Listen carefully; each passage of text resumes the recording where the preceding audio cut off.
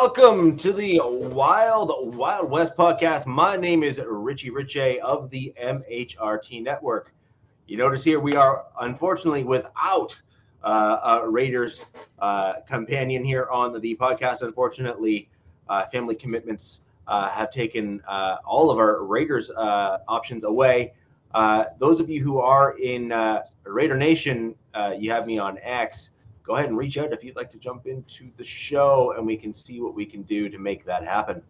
But anywho, with that in mind, we are going to continue with the show. Alex and I obviously have some discussions that we will get to later in the show as my Denver Broncos and his Kansas City Chiefs face off in Week 18.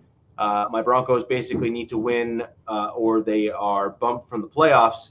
But first, we're going to go over the week that is just passed.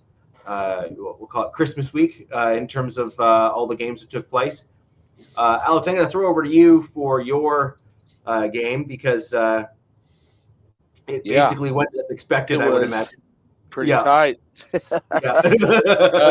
I know I was texting you guys a little bit as that game was going on, but this Chiefs team, especially the offense, seems to be, clicking all at the right time. Kind of like I feel for probably the last 4 or 5 weeks have said, I've wanted to see that kind of that game where you see them kind of, take a step in the right direction offensively. I think the return of Hollywood Brown is a much bigger importance, than people probably thought, because just having him out there opened up a lot of things. So, great game all around for the Chiefs, especially without Chris Jones out there. Played pretty great defensively, offensively. Mahomes was just slinging it on Christmas Day. 29 for 38, 320 and 3 touchdowns. Another week. I think this is their 5th or 6th straight week of no. Turnover-free football, where likewise they, got 1 pick and a fumble recovery on the defensive side of the ball. So, obviously, if you can do that certainly helps clean things up. But, it was just good to just see them have kind of a staple just win. That it wasn't close. It didn't come down to the wire. It didn't come down to one play that if it went the other way, it would have been a loss. It was just a good – all-around game from the Chiefs, and offensively they were super explosive, able to pretty much do whatever they wanted, even without having a pretty efficient running game. And so you just, hats off to, just Mahomes and Reed and them being able to kind of calm the storm as some of these players got healthier and got back in the lineup. And so, it's just everything's clicking at the right time for them. Got the 1 seed locked up, got Hollywood Brown back, got Pacheco back, moved their all-pro left guard to left tackle, and he's apparently an all-pro left tackle too, and moved their rookie left tackle to right tackle where he played in college, and he looked pretty damn good actually. So, everything is getting figured out, and I just have to say, look out the rest of the playoff field. You can't feel anything but great after that game because, going into it, Steelers had a good Hey, listen, I would have been on last week after we swept the Broncos, but work kept me out of that one. So yeah, I'm happy to be back though. Wait, there wasn't a show last week. There wasn't a show last week. Oh, that's a good point. My fault. Yeah, I think that's what he was saying though. It was one of the rare, events where Wednesday was actually Christmas Day. Oh yeah, well, me and you were talking before the show, and I said, this worked out perfectly. We had two federal holidays fall on Wednesdays. We didn't have a show last week, unfortunately, but able to make it for this one. Well, don't you have Boxing Day after Christmas Day up there? I do. Oh, I'm not. Yeah. Well, yeah, they do. We don't. Yeah. So Boxing Day after Christmas is the Canadian version, if you will, of Black Friday. Gotcha. There's more Americans that cross the border on that day than I think any other, because not only is your dollar worth more than ours to begin with, but then we got the sales and everything on top of that. So there is a ton, as far south as the Virginias and kind of in that area there that will drive across into Ontario, just because the dollar goes so much further here. I mean, in Ontario, there's such a large percentage of the population of Canada that lives in that whole southern portion there of the border, that the buying power in Canada actually is in southern Ontario. And so a lot of the Americans just like, okay, fine. So if you're doing volume there anyway, that's where Drake is, dude. Yeah, we'll just go ahead and capitalize on that, and the hell the rest of Canada, we'll just go get our deals and go home. Oh. So yeah, it's you see, I see a lot of Americans kind of up in that kind of. So I take that as your guys' way of you just don't want to acknowledge that the Chiefs are looking pretty damn good right now. Yeah, we'd rather talk about your Canadian sales. We understand. Hey, last I checked, this was the AFC West show. I'm just saying. Well, I am gonna say not a geographical holiday rundown here. Well, I will say when you look at your team on Christmas, you definitely showed up this year. You did very well. Thank God, compared to last Christmas. Yeah, I know. You did very well. The Ravens did that this year. Yeah. Or the Texans, I mean. Yeah. You did very well. So, good for you. And I think that it's going to allow you to rest some of your guys that are banged up and not doing as well, because it doesn't matter as much. Now, obviously, this is kind of for the next segment, but who you're going to rest, I think, will be interesting. I'm hearing the Chiefs can potentially rest some players for up to 24 days. They wanted to, yeah. Yeah. That's insane. That to me just wouldn't, I don't know, it wouldn't make sense. Yeah, I don't think they do that. I mean, you could do that to Chris Jones. I can see. Yeah, I guess some of the older vets that really could use the rest. I suppose. I don't know. I just think 3 weeks, a little over 3 weeks away from football is. You also got to think they just played 3 games in 11 days. That's the other part of it. That's also very true. So I mean, that's insane. But I mean, I don't know. Whatever the Chiefs do seem to work, no matter what they do. So they could rest for 6 months and come back and still take it. Well, actually, they're playing good too, man. It's funny you say that. It's funny you say that because there is some long-standing statistics that would say otherwise to that approach. Sure. And that's why I'm really interested to see the sliding scale of where the Chiefs and who they rest. Yeah, because, I mean they did it last year a little bit. I mean they rested. No, but you rested certain guys, not everyone though. That's my point. Like the like they let Chris Jones play last year to go get his sack incentive. They did, and then they sat him once he got his sack incentive. Like, dude, the pine is that way. Just like the answer is no. What it looks like the Chiefs are doing this week, with Wentz starting, is keeping the Bengals out of the playoffs. Yeah. So congratulations, Richie, to your Broncos. Don't get ahead of yourself. You're gonna be very interested to hear what I have to say next. So, gotcha.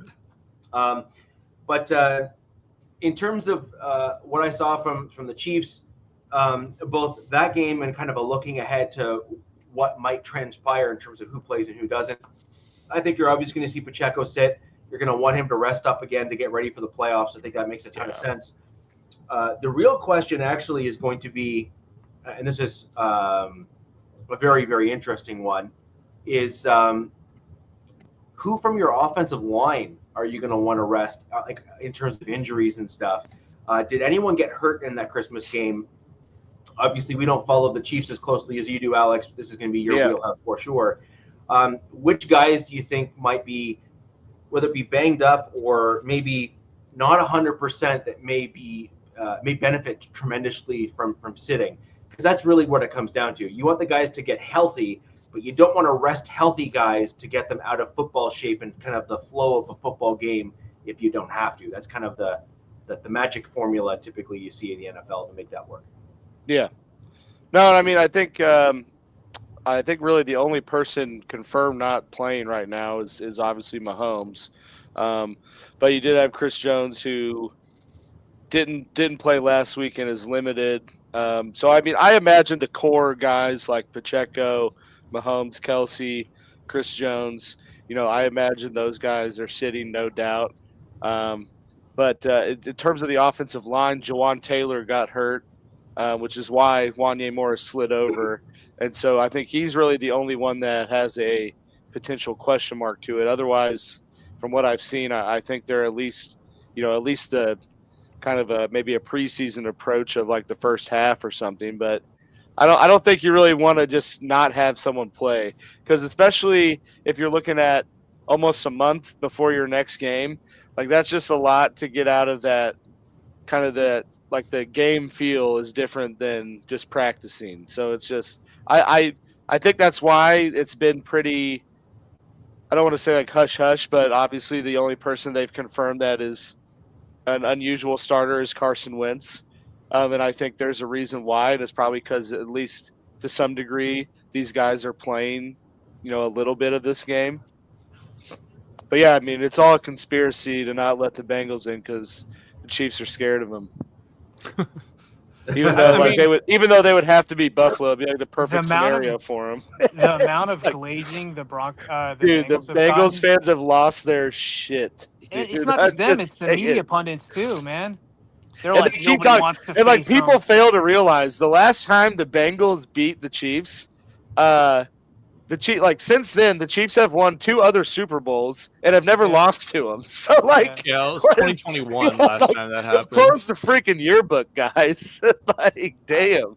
They glazed Burrow so hard. It's disgusting. Yeah, it's crazy. DZ, I've been seeing like, and it's so funny because like Chargers Twitter is like obviously noticed it and like taking up like arms against it because everybody's bringing up Herbert's 2021 season where he threw for 5K. Richard Sherman, oh my god, dude, Ryan Fitzpatrick. I mean, dude, like it's just so amazing to me that we're 4.5 years into Herbert's career and people are still questioning if he's great or not, and it's just like it's the whole winning in the playoffs, and I get that aspect of it, but then they got to look at the team around him, the head coaching, the whole nine, who he's had to throw to, when he's had to throw to him. But whatever, like, let them do their thing. Well, I'm not going to lie.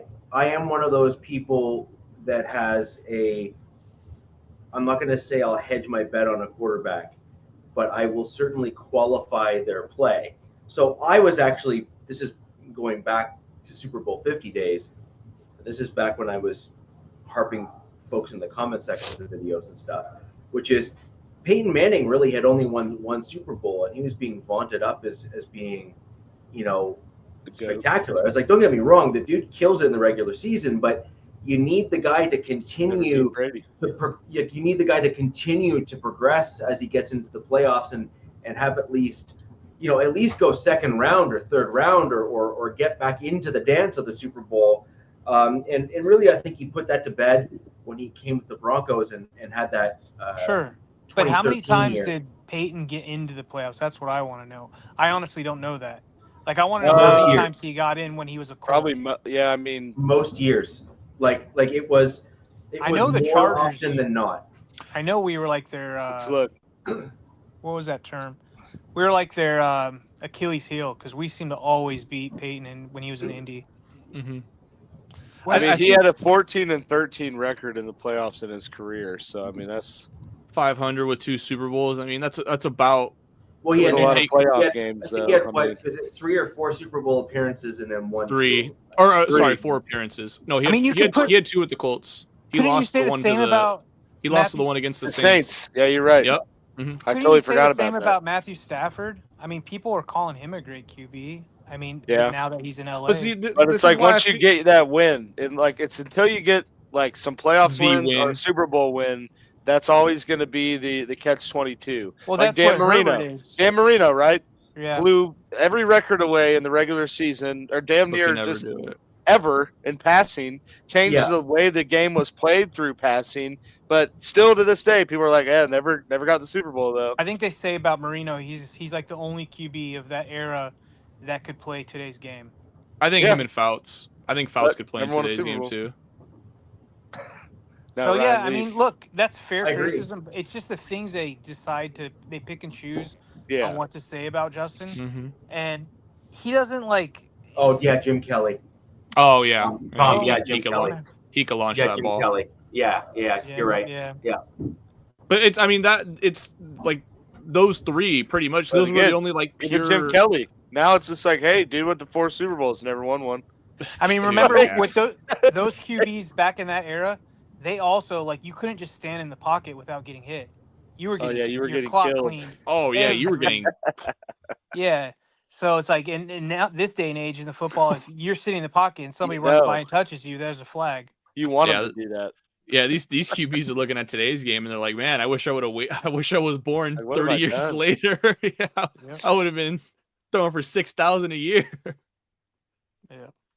No, yeah. I mean, hey, were you guys picking up off of week 16 or just 17? Was it? Crimmit game, I guess, the Christmas week. So, yeah, from Crimmit. Okay. So you guys just obliterated the Pats, right? I guess you can talk about. It was it's going to be an easy, quick game to talk about. Are you going to talk about the Pats, Robert? Yeah, I'll talk a little bit about the Pats. I mean, it was. Let's be honest. I know we didn't have a show last week, but I think everybody expected this turnout for what happened. 40-7 was never really much of a contest. Chargers got out in front early. I mean that's honestly the story of this game is Lad McConkey. 8 catches on 10 targets for 94 yards, 2 touchdowns. Broke the Chargers franchise rookie record for receptions and receiving yards that was held by Keenan Allen. And all while weighing 80 pounds. All while being just all while working like he's a Make-A-Wish kid, just getting that one drive. Yeah. Hey, man, but he as small as he is, he goes out there and he looks like baby Gronk. For it's crazy how both him and Brock Bowers came from Georgia, and they're like the polar opposites of like he just looks like some big goofy dude that you wouldn't think would be good. And he is, and Lad's like this, like a little dude, but they both are like setting rookie records. Is crazy. Poor Brock Bowers already losing his hair, man. Like, looks like he's like a 45-year-old hairline. That's what getting drafted to the Raiders does to you. But I think Lad was the third rookie to do what he did also in Chargers history. So 1,000 yards. Stat wise. Yeah, so I mean, it was just an amazing game. He actually could have had 3 touchdowns. Herbert overthrew him on one of those by like maybe a yard, if that. If he hits him there, he's easily got over 100. Probably goes over 110. Awesome. Yeah, that I mean, it would have definitely won some people their fantasy championship weeks. Oh, he got me. He did. I was at a Catholic wedding. I had to sit in there. I was like, people were like, "Are you really watching the game?" I'm like, "Dude, there's stuff on the line." And like right as it got, they're like, "Let's all stand and pray." And Lad scored one. I was like, we need a moment of silence. I was acting like I was like videoing it. I was just watching the game. Like, come on, Lad. Oh man, yeah, it was a great fun game to watch. It officially clinched the Chargers a playoff spot. I did say kind of earlier before this season on one of the preseason shows we did that if absolutely everything went right with this team, injuries, players needing to develop, rookies playing well, that we were looking at a 12-13 win season. And realistically, assuming the Bengals win, because and when we get to that next week's game, talking about our predictions, mine will kind of vary, obviously, because there's some playoff scenarios and games happening before us and things like that can affect if we're going to rest starters or not. But yeah, I mean, it was a great game to watch. They balled out. Harbaugh turning this team completely around, doubling up on wins. We were 5-12 last year. We're going to probably end this season 11-6. I mean, just what more can you say, man? It's just such a great turnaround, DZ. I know I'll give you a little bit of time too, because I mean, it's just great to have some optimism as Charger fans for a change. Yeah. So I was like looking in like the Chargers going out east, early game on Saturday, playing in Foxborough. I was getting PTSD. I was like, oh God, here we go. But then I remember and I looked and I'm like, that's Mayo as their head coach, Drake May, Darake Maye, as Coach D would say. I didn't know what to expect, but maybe I should have a little bit more faith in this Harbaugh regime, and this team, and they proved me, they proved me like, hey man, Harbaugh's got this, and I don't want to get cocky because that Patriots team's like a freaking JV team. Bottom of the barrel. They are a bottom team. Like Justin Herbert first right now or second, aren't they? Yeah, no, they're first. They're first. Yeah. They had 0 sacks on them.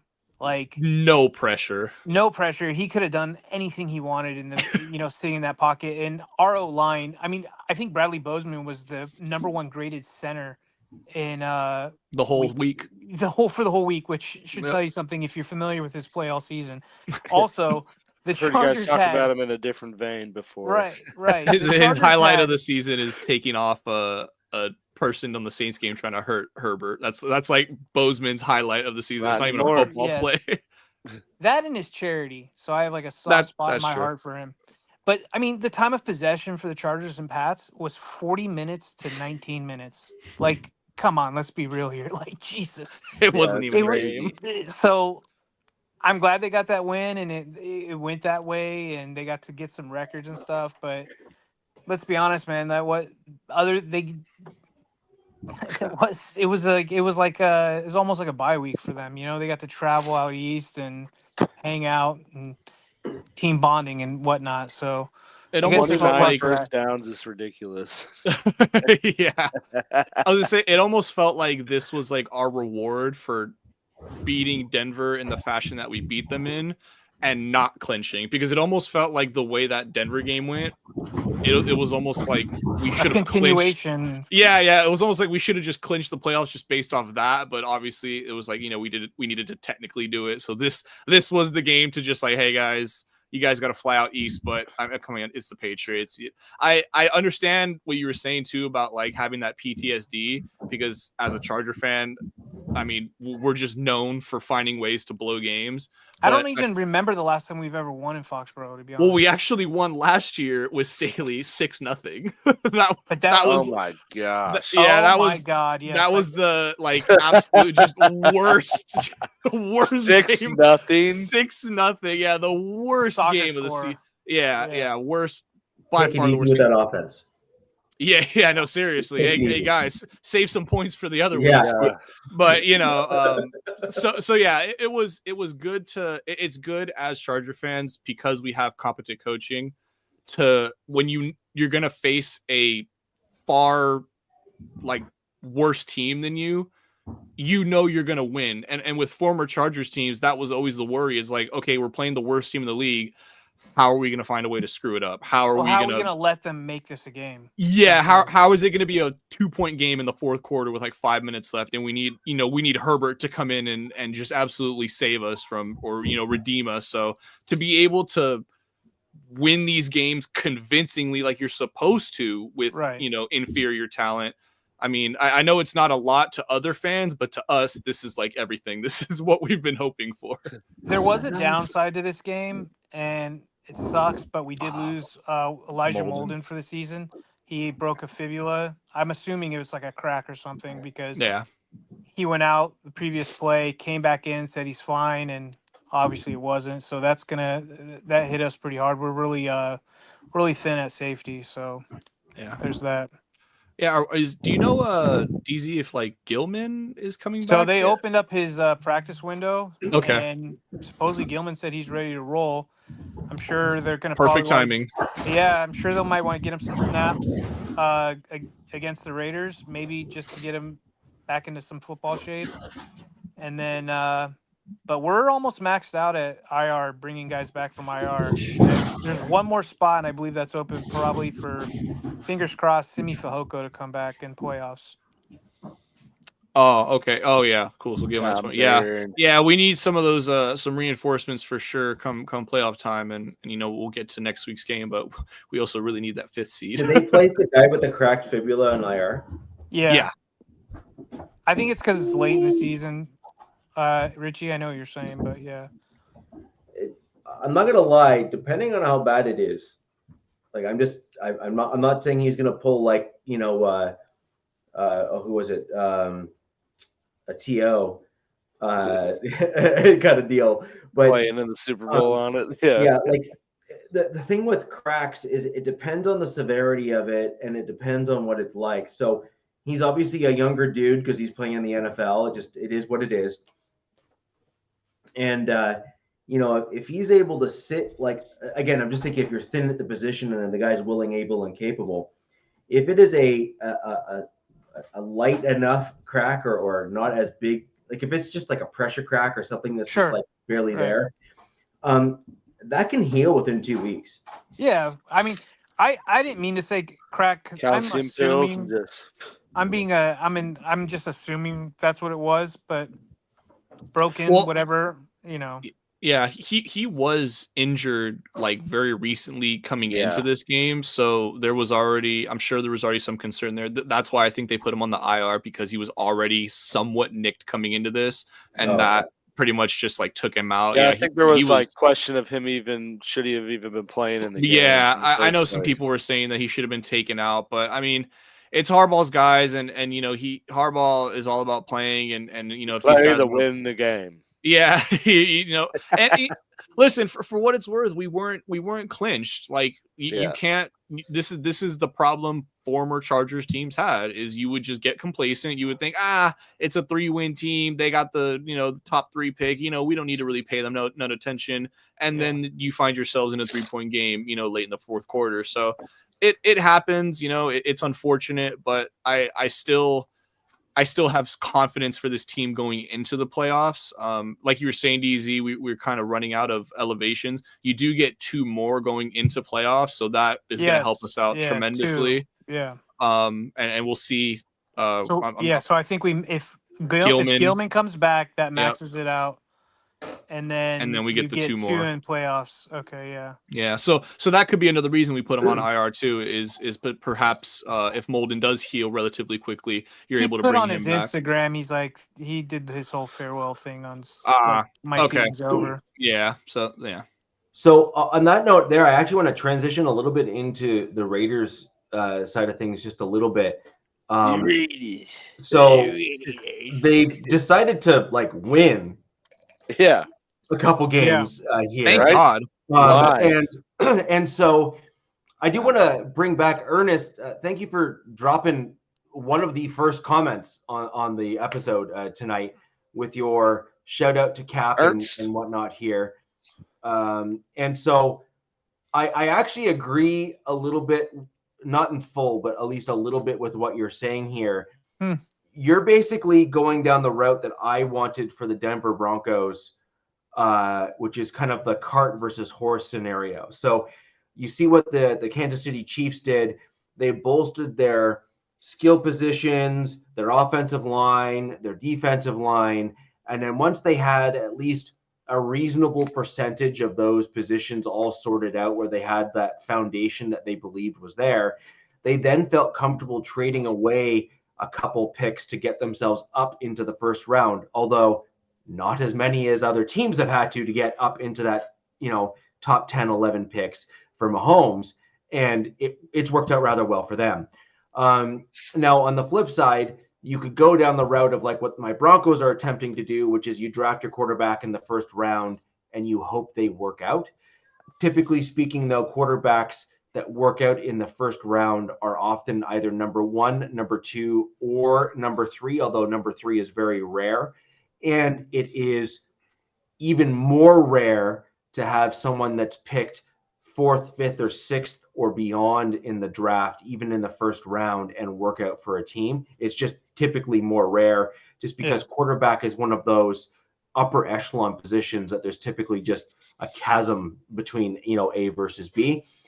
Similarly, left tackle, right tackle, cornerback is another one that often ends up having that, huge gap a lot of the time as well. And wide receiver sometimes as well. Just like, you can't teach speed. So when you got a dude just like 6'4" and runs like a 4.2, it's like, that dude's only coming around every, you say yes, please, and you take him when he's there, right?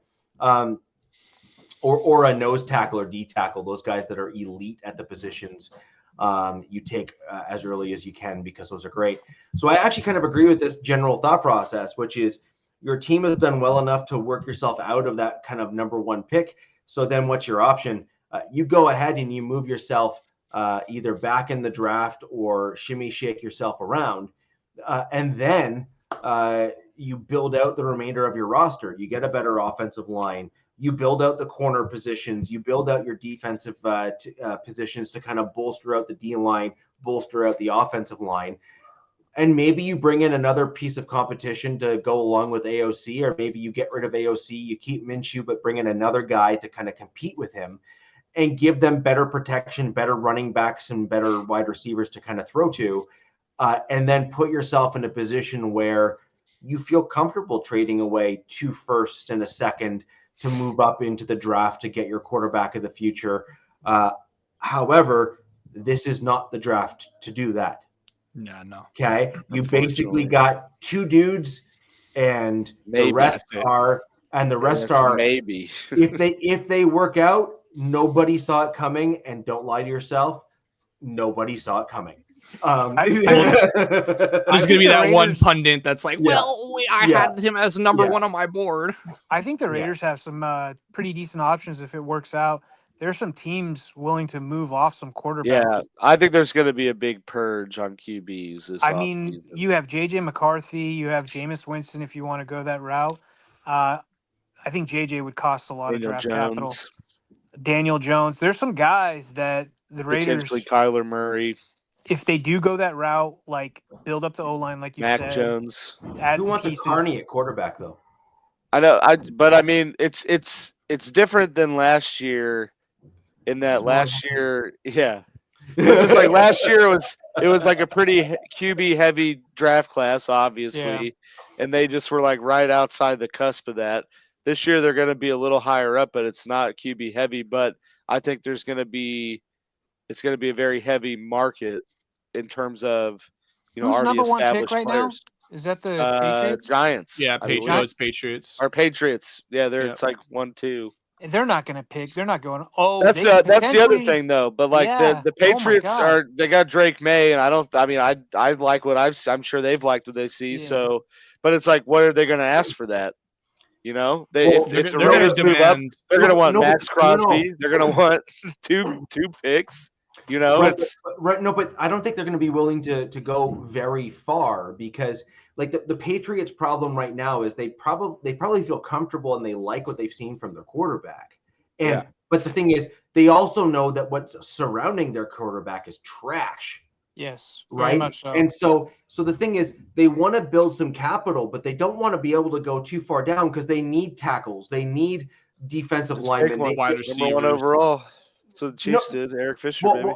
No, but they could do that. But then the thing is they're then going to be looking at the scenario of saying, okay, well, maybe we didn't get in like the draft haul that like Carson Wentz got, for example, when the Eagles traded up to get him, or the back in the day when the now Commanders for RG3 got RG3 and they got a huge haul, right? But even if you get another first round to bolster and build out your team to trade out of that pick, and maybe a late round draft pick in this year's draft to kind of compensate yourself. If I'm the Patriots and I have my quarterback already and I need retooling, and I know that like a left tackle and a right tackle and a D tackle, the best ones are all within that upper echelon of the draft, I would totally take something like that for sure. For sure, right? I could see that. I could see them doing something like that, basically devaluing their trade on the first round pick, knowing that not as many teams are going to want to trade necessarily to that number 1 pick, but knowing that they also don't really want it. I think with the Patriots, if they want Travis Hunter, they're going to take him number 1 overall. I can totally see that. I think that is the only scenario in which they stay pat at 1, and that is the only scenario, in my opinion, where if they stay at 1 and takes. I was hoping that one was going to go unnoticed. It did not get snuck by you. But yeah, so I think that's the only situation where if they stay at 1, they draft somebody, it's going to be Travis Hunter, and I don't think anybody really looks at them like, oh, that's a bad decision. I think people walk away from that like, okay, that makes sense if you're going to stay at 1. But I think I completely agree with you, Rich. The Patriots, they need so much work on that team that they absolutely should trade this number 1 overall pick away, because there is going to be a team like the Giants, like the Raiders potentially. I mean, I don't know. I'm going to say no because it's Tom Telesco, and he is not one known for trading up ever. Well, we don't know if it's 100% Tom still. But you're right, and that's why I say kind of, because we don't know if it's going to be Tom yet. But there is definitely some teams that, the Titans, some of these teams that are kind of right there in that like 2 to 7 range that would 1000% trade up and take Shadur or take whatever QB they want. So I mean, if I'm the Patriots, I'm 1000%. That's it though. That's it. That's exactly what I was saying. Like, that's exactly it. Is that if you're staying within that top 5 to 6 as the Patriots, and you can get like an extra 1 and maybe a 2 out of that, or maybe an extra 1 and like a 4 or 3 or a combination of like a 3 and a 5 or something like that in this year's draft. At least 3 picks. Or like what the Bears got, for the Bryce Young. Yeah. Yeah, I mean, like a established player, and I mean, it's yeah. You have if you know you don't want a QB, and you know that's what they want. Like with the I don't Patriots, want an established player. You don't want no. Like what if you got like a Calvin Ridley, just something that is extra to help your developing young QB, because you really have a Calvin Ridley who's already all his guaranteed gone. No, but this is the problem I have with taking a player like that. This is my thought process on it. You're gonna get a number 1 that's still within the top, say, 7, because you're probably not going to be willing to go further than that. You're going to probably also demand a second from this year's draft to help compensate for that number 1 pick, as well as a future 1 and maybe a 4th or something to kind of package it all together. And what you're going to want for something, that number 1 pick, so that they can target the other team can target their quarterback of the future, is you're going to want to bring in younger talent. And this year's draft in particular, this is where this year's draft is a little bit unique, is that there are so many top shelf running backs in this year's draft that they're going to extend all the way into the 3rd and 4th round, where most of these running backs that are taken in like the 3rd are going to be guys that would go in like the 2nd or 1st in other drafts, just because there's so many of them that are so good. You also have some other position groups, like the D line and on the defensive side of the ball, that are quite deep and quite bolstered as well. So I just think that if the Pats can like inflate their picks in this year's draft, that it is better for them to get young rookie talent that they can keep on those cheap rookie deals to keep the nucleus and determine the nucleus of their team. I think that is better for them than to go and target effectively a 1-year or maybe 2-year rental of a vet from some other team. And I think that's better for them. Yeah, that's just my thought, right? That's just my thought. I think you do need a little bit of veteran leadership in that locker room, and that's why I say, and on that offense in particular, like you see guys like Adam Thielen. Maybe Calvin Ridley is a bad example because he is still a little bit younger, but I think you see guys like Adam Thielen help Bryce Young tremendously in his development and kind of his resurgence that he's kind of had this season. Obviously Terry McLaurin with Jaden Daniels, like you just see having that number 1 guy, although you may not win a lot per se, it just does a lot for a QB's confidence and for their psyche, just knowing like, hey, I got my guy down there and he can make a play for me, and it just gives them like I said, that confidence to kind of go for it more. I think and it's kind of even weirder with Caleb in this instance. He's almost like terrified to throw, and he's got the best weapons out of any of the rookie QBs, you could argue. You got 3 wide receivers that you could argue are wide receiver 1s, at worst wide receiver 2s on other team. Solid tight end group, great running back. So it's, I think it's just really dependent on that and your situation. But kind of bringing it back to the Raiders, I really think they should go after like a Zach Wilson or like some kind of QB that is cheap as hell. You don't got to pay him a lot.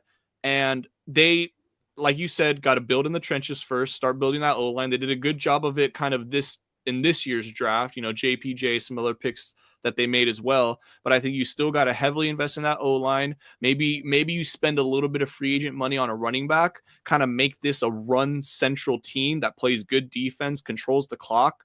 And like you said, Rich, kind of just wait, kind of bide their time a little bit and wait for that draft for the QB that they love.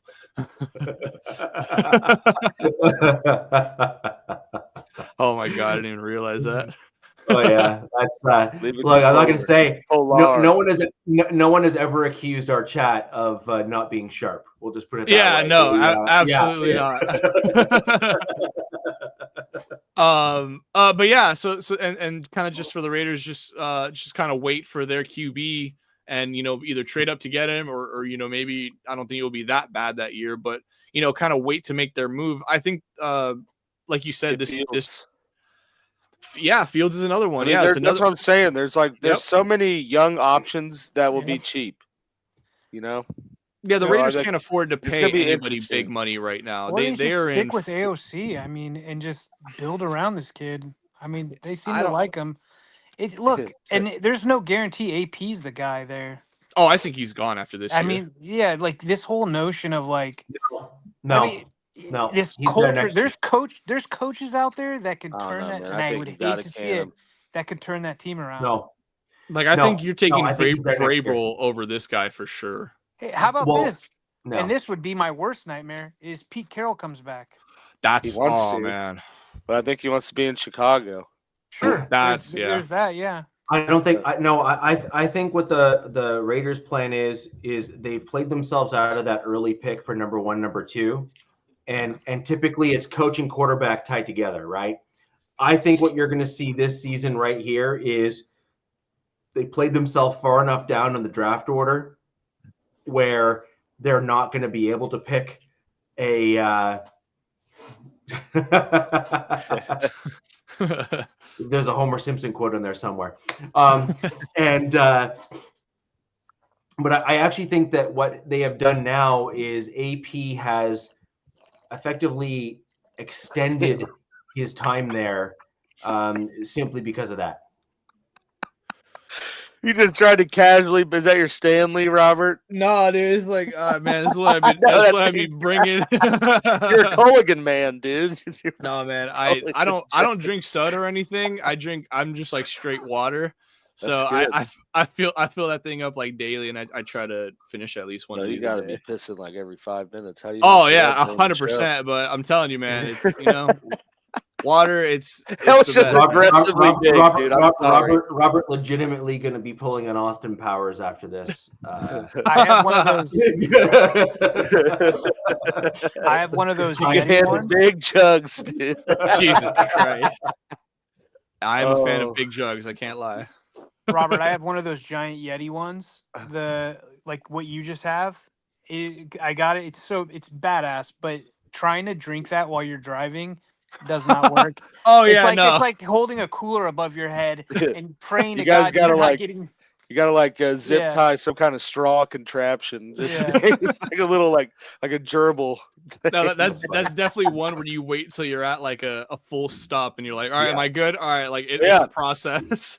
It's cool. It has like a magnetic lid, so when you take it off and you fumble around, it just sticks to the lid. It's pretty neat. Oh, that is badass. And this is brought to you by Yeti.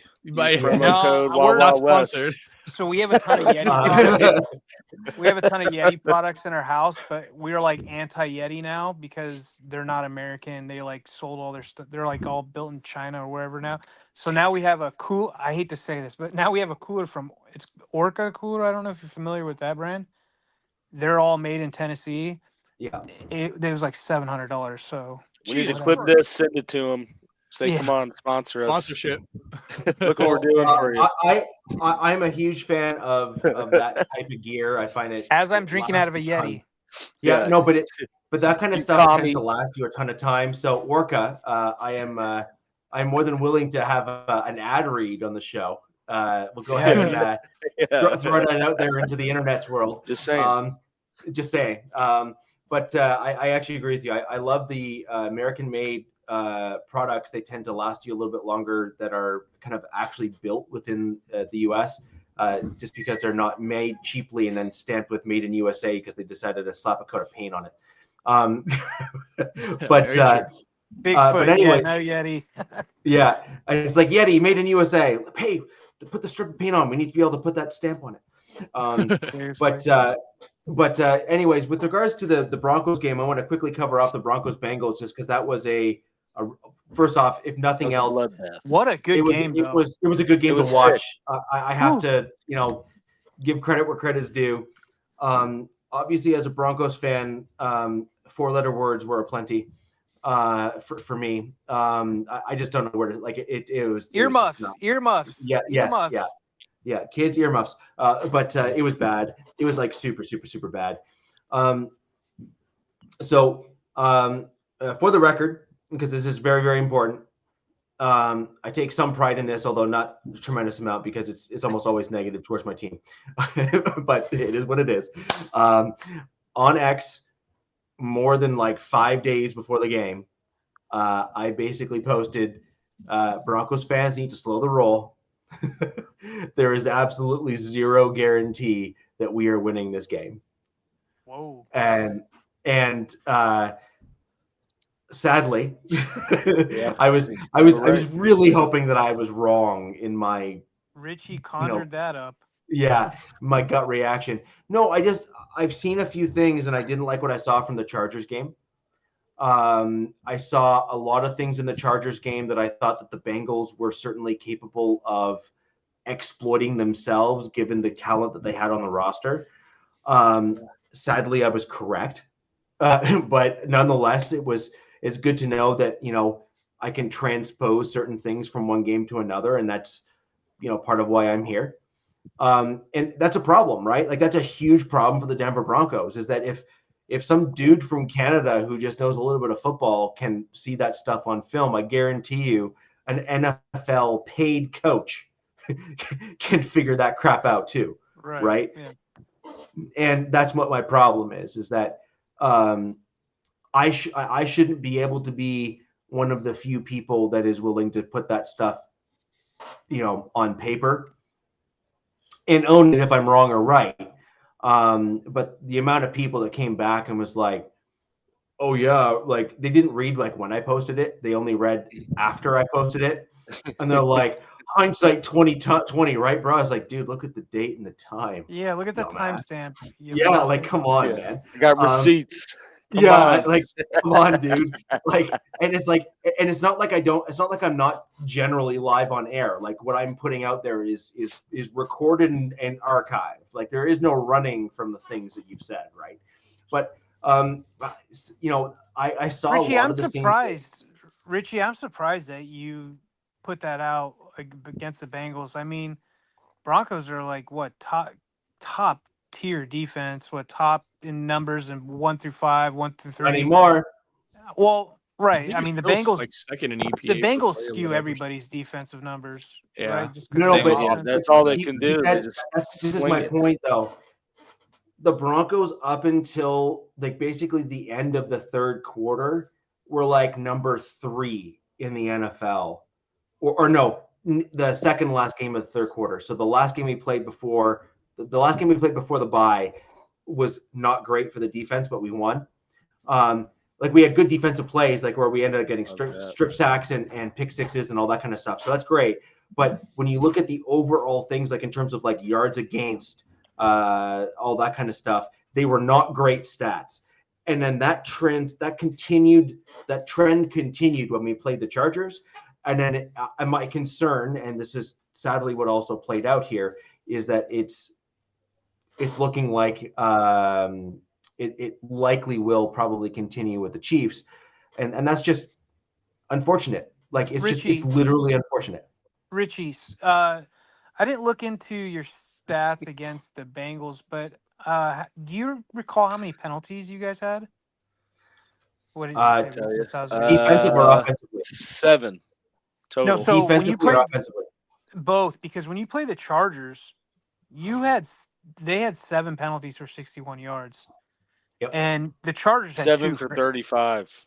So there we go. The Broncos continued a bad trend there. I mean, it's kind of hard to win. Yes and no. Yes and no. Yes and no. Well, because look at this is what I'm gonna get at. When you play the Chargers, if you look at it statistically, both teams, both sides of the ball, both QBs, almost pretty damn similar. The glaring difference were the penalties from the Broncos and the Chargers. And what was the score? It was 27-34. It's a pretty close game. So that was saying, like, okay, if they could clean it up heading into their next game, that's why I asked about the penalties. Maybe but they're not. But so there you go. They didn't. Okay. And they're not cleaning it up because there is some deficiencies that are on the field, and the players are trying to cover, whether it be being banged up and then getting beat and then trying to like overcorrect and do stupid things. Are you talking about your secondary? Well, secondary as well as D line, and the offensive line is similar as well. Like Garrett Bowles is pulling out his old 2019, 2018 form where the dude's just like grabbing a guy's jersey like this, and then was like, "What do you mean that was a hold?" It's like, yeah, dude, like I got a 10-year-old over here who was watching it, and she was like, "Why did the guy grab the guy's jersey?" It's like it doesn't take a rocket scientist to figure that one out, my man. And that's a problem, like a huge problem. And then the other issue here is our center position is proving again to coming back to bite us, which is Lloyd. We did not address the center position appropriately in this offseason. And what I was hoping for, like truly hoping for, is that Forsyth and Bo Nix would have that chemistry that they could kind of play off of one another, and they do not. But they did in college. Yeah, but they don't now, right? They don't now. That's weird. And actually, what is even weirder though is Franklin and Nix. So quarterback and pass catcher, they played together for years. Yes, but that could be Peyton. That could be Peyton deal right there. Because if you look at Nix's numbers and his like passing charts and things like that, he is totally, and that's what everybody said. Oh, he'd be great with Peyton, right? Because of how he throws and stuff. But isn't that kind of like counterproductive on what type of player Troy Franklin is, though, in a sense. Like Troy Franklin would do great in like a Cincy offense, Andy Reid, stuff like that. With that Peyton, it's kind of. I mean, I've seen him open it up, and I don't. You get what I'm kind of getting with him, like player wise. I do, but the problem is that he's not tracking the ball well at the NFL level, and I don't know why. It's just a weird thing. Like, so for example, there was a deep pass in overtime that was the third down missed kind of long pass from Nix to Franklin. And a lot of people are scratching their heads as to why Franklin missed the ball. It was a well thrown ball by Nix. He got some air under it. He kind of dropped it down. It looked like it was going to be a good throw, but missed Franklin, like actually overthrew Franklin, which is not common for most quarterbacks. Most misses are due to underthrows rather than overthrows. Mm-hmm. It's just generally how things work out. I mean, Herbert might be the exception just because he's got an absolute cannon. But again, like, and Josh Allen is kind of known for the same thing where he's like rifles the thing. It's like my gosh, the guy in the stands just got like the air knocked out of him because the ball hit him in the chest. But that's there's not many quarterbacks that have arms that are that strong. So most missed passes are underthrown. And what you saw from Franklin, actually, when you rewatch what occurred, is as soon as he got to the point of kind of the touch point or the contact point with the cornerback, when the safety met him at that part, and then Franklin kind of veered to his left to the outside sideline, he actually slowed down. And as a result of that kind of half-step slowdown, Nix overthrew him. And these are timing things that I completely expect, and I'm totally okay with a rookie quarterback having issues with a wide receiver if they have never played together before ever, right? These are going to happen. You're going to have, like Mahomes had some quirks with your rookie wide out there last year, where although he was just dropping everything that was thrown in his direction, but that's besides the point. Rashid Rice. Yeah, Rashid Rice, right? A little bit the start of the year, right? And then he came on. Yeah, and then he came on, right? But when you look at what's happening with Franklin and Nix, they don't have that excuse. They played together for a ton of ball. They have played, and they should have that chemistry, that yin and yang, if you will, down.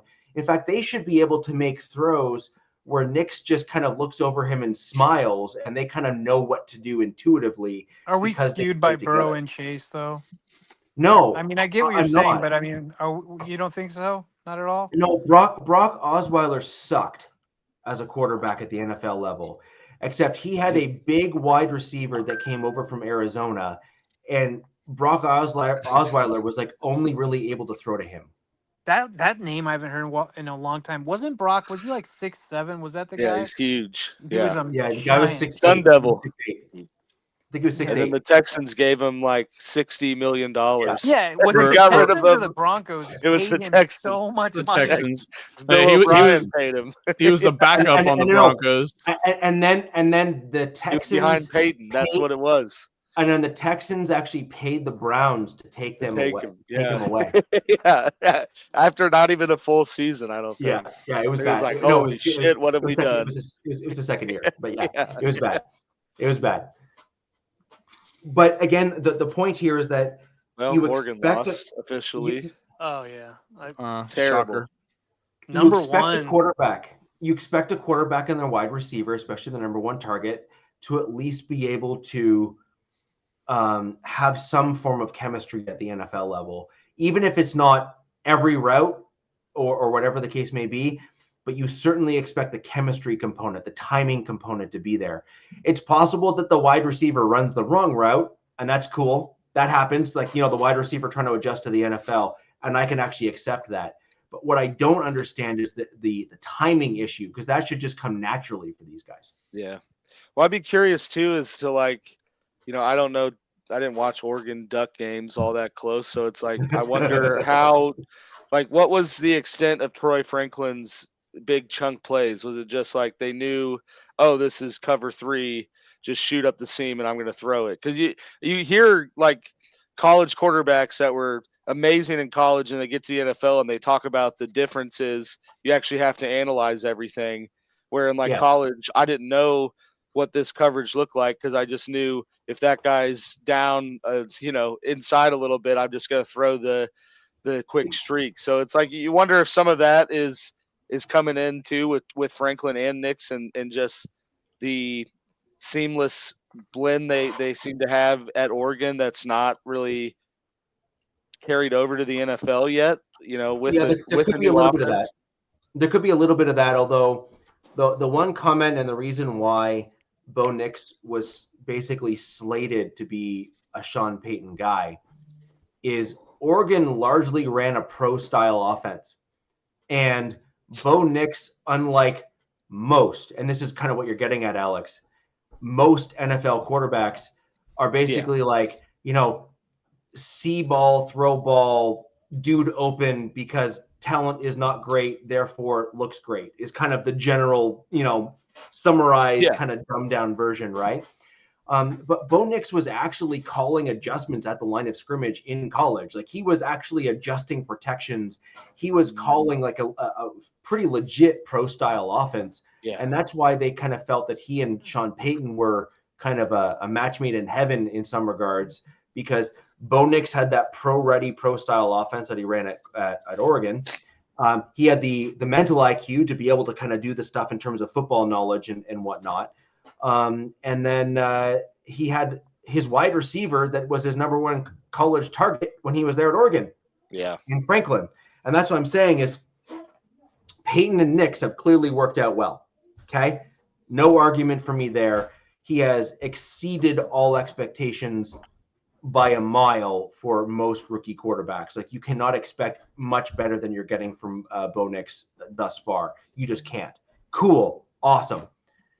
But then that brings me to the question of wide receiver ain't that much more complicated at the NFL level than it is at the college level, generally speaking.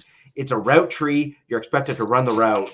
Like this is basically college. Like, there's not a huge difference between the pros and college at the wide receiver position. Look, tight end position, not the case. Guarding you, definitely different. Well, the guys that are guarding you are different. They're way better. but the general concepts that you're running a dagger, a post, a bubble screen, or like these are all, all existing in college. These are all completely transferable skill sets from college to the NFL. And yet we're seeing Franklin and Bo just kind of almost just be off. Like either Franklin is dropping the ball outright, which is, again, Rashid Rice kind of all over again, except on the Broncos. Yeah. Or you're getting Franklin having tracking issues at the NFL level where he's like slowing down to kind of figure out where the ball is. And it's bizarre. I like the Bronco receiving core coming into the season. Mims, Sutton, Franklin. I don't know. Do you think like expectations were just right with those guys, or are they exceeding? Are they falling below? I had a bit of a back and forth, and I'm still in the middle of it on X right now with a guy from Mile High Huddle, Nick Kendall. He and I generally get on very well, and we're having a civil dialogue, but a dialogue nonetheless. Right. Where it's my opinion, I don't believe Sutton's a number one. Do you think they're treating him that way? They are definitely treating him. They are treating him like a number one, but I don't believe he's a number one. I believe Courtland Sutton is basically the T. Higgins of the NFL. He high end number two. He is an elite number two receiver and can fake it at being a number one at the NFL level. I think there's very few number ones in the league.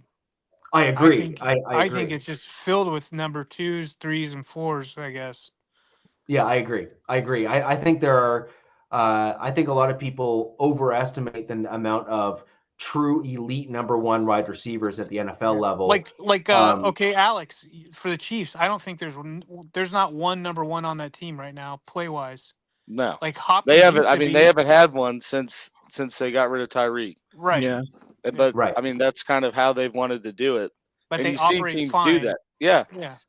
But you see teams do that. Like a lot of the elite passing teams don't just have, one guy. They have like 3 Multiple. that are all, decent or elite in their own way, and they make it work. Yeah. The best teams are actually like the Chiefs, though, DZ, which is.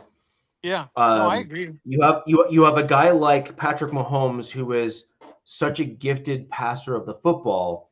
Yes. That he can take an unpolished route runner like Tyreek, pull him aside and work with him and say, this is what I expect, and basically elevate his intangibles, which are significant. No argument for me there whatsoever. He is elite in multiple categories in terms of, he doesn't need to stop when he's running his routes. He can run a route at full speed and track the ball and not slow down, right? He also has makeup speed where if he gets tripped up, he can turn on to that 5th gear that most guys don't have and make up the distance and the difference and still catch the ball. And so a guy like Mahomes can elevate a guy like Tyreek by polishing his game. Similarly, I think you have a few other quarterbacks, and there are not many of them either, by the way, just so that I'm clear. It's not like there's a whole whack of these guys available to kind of do the thing. You have Aaron Rodgers, you have Peyton Manning, and you have Tom Brady, which are kind of your recency bias in that kind of grouping, right? Which they could take mediocre receivers and make them look better.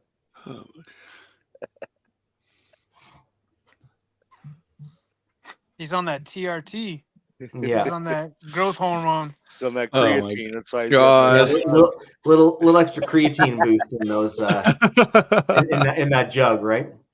But I just think there's not many quarterbacks that elevate receivers, but those that do can get away with not having a true number one. They can work with guys that have intangibles that can elevate those intangibles and then turn them into, fairly elite looking wide receivers, but you remove them from the quarterback and those wide receivers are often not as good as they were with that elite quarterback. Tyreek Hill, I think, being a bit of an exception, and that's simply because his intangibles are so substantial he's just that he's just a freak. Like he's like one, right? Yeah, his tangibles are just so out of this world. It doesn't, I mean, my favorite thing in the league right now is some teams have a stable of receivers. And when I say stable, they have these guys, and the Chiefs are one of the teams. Packers are another team. They have these guys. None of them are number ones. Well, Lions, Amon St. Brown's, obviously. I mean, he's definitely one of the ones. But they have these guys. The Bengals have 2 number ones. They all have.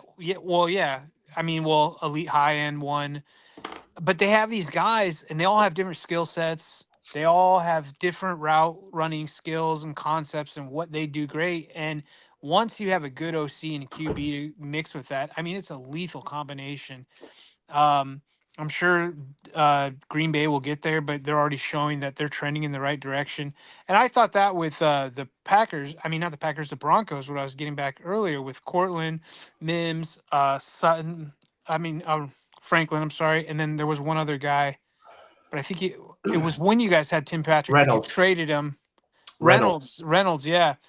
And I'm like, this is going to work. This is going to be good. And I think it's still going to work, but isn't Sutton a free agent coming up soon? No, so he's going to be there. They just signed him, right? Not that long ago. Okay, so he's staying there. And I know you don't like him, but they probably like him, so. It's not that I don't like him. Don't get me wrong. It's not that I don't like him. It's the fact you're not viewing him as a number one. No, like with a rookie quarterback and just a quarterback in general, unless you have a quarterback that is like elite, I mean like truly elite. And Bo could well get there one day, but he's still a rookie. Like you have to be somewhat realistic in this as well, which is he's going to take Mahomes took 2 to 3 years to truly solidify his status in terms of who he was and what he could do. Bo Nix is going to need to do the same if he's going to want to be seen in that same light.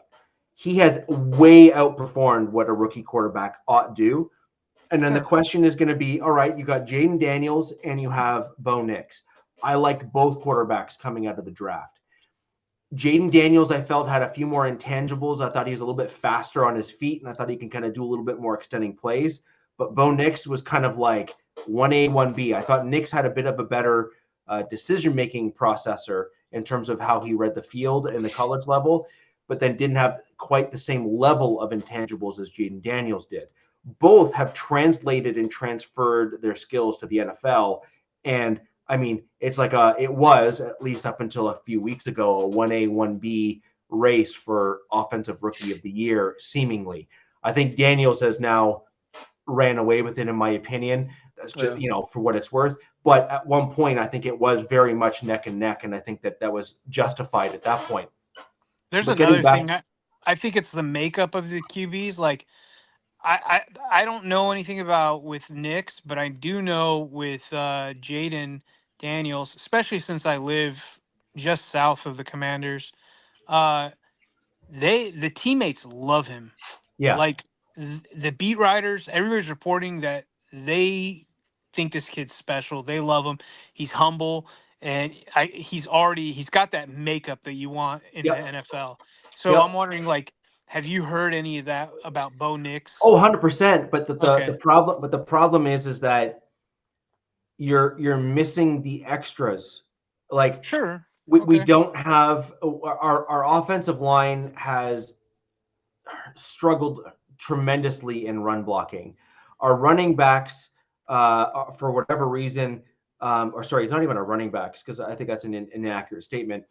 Our coaches, for some reason, have been trying to push Javonte Williams on the field when he was clearly looking to be the second or third best running back on the roster, and they were not elevating Estime to where he was a lead back with Javonte Williams spelling him rather than the other way around. And obviously the running game is a rookie quarterback's especially best friend, because then he no longer has to throw the game on his back. Well, they were having Bo Nix throw the ball 30, 35, 40 times a game. That is stupid. Like, just stupid. Yeah. And then if you don't need to, yes. Well, you don't really need to. You just need to play the right guys in the right positions and the right times. And that's kind of where I have been super frustrated. But then on the flip side is that Franklin had the Rashid Rice scenario where he was either missing passes, dropping passes, or just messing up. And so the thing is, you had a guy that was there that was winning and beating the coverages, but every time he was throwing the ball, it was a loss of a down. Like, not guaranteed, but certainly more often than not. And that was getting very frustrating for the offense. And with the rookie quarterback and some other quirks that were going on in terms of the team, it was too much to overcome. Like, you can't overcome that number of deficiencies.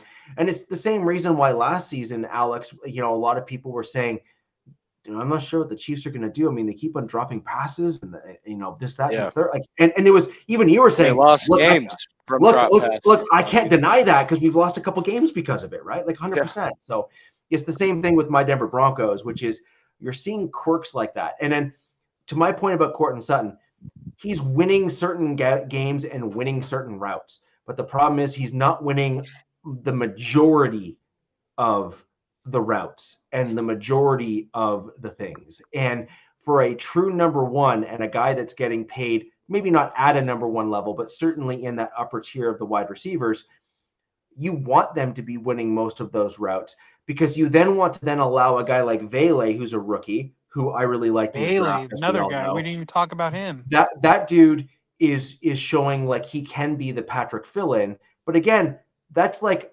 an upper tier kind of second, like wide receiver 2.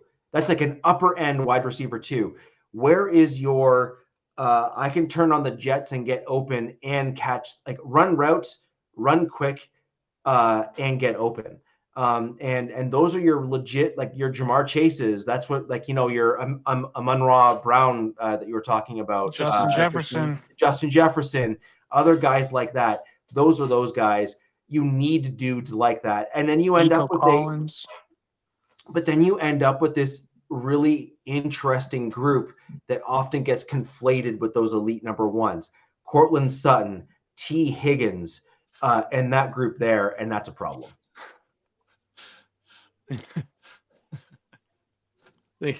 Polar Knights is having an issue. He's on one, dude.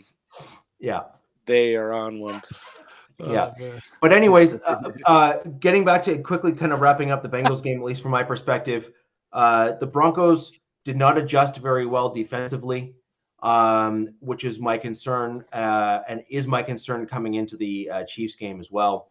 The Broncos also were not particularly creative and called a very choppy overtime against the Bengals, just as they did in the first half after their first drive against the Bengals.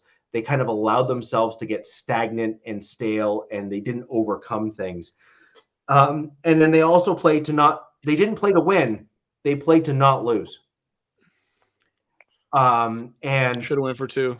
And yes, exactly. And that's a big deal. The general numbers on that was about 48% to 51%, 48% to even less than that, actually, going into overtime, especially when you factor in the other numbers. And the reason why that's important is you allowed the Bengals to get into the red zone 6 out of 7 times. You were certainly not stopping them all that well throughout the game. They were always able to get that next touchdown, even though you were able to kind of compensate and do okay near the end. Very much besides the point. You were not actually stopping them in the game. And that's what you require when you're in overtime, because if you don't win the toss, which is 50% chance that you're not going to win the toss, you then need to stop them. And I don't think that's possible. We did do it. We did stop them, so that's good. But we didn't actually stop them per se. They actually doinked a field goal. Yeah. Right. I think you guys are built very similarly to how the Chargers are built. You're not necessarily built to play from behind, although the Chargers are able to come from behind because of Herbert. Correct. But, and I'm not saying, again, this isn't me saying that Knicks can't get there to that point at some point, but he is a rookie. You don't really expect that out of your rookies. That's so early on. So I think, this whole season, regardless, even if you guys do, lose on Sunday, and, it would suck to basically have 3 games winning in and to lose all 3. That would be kind of rough on the psyche of the team, but I think the season as a whole should be considered a success, considering.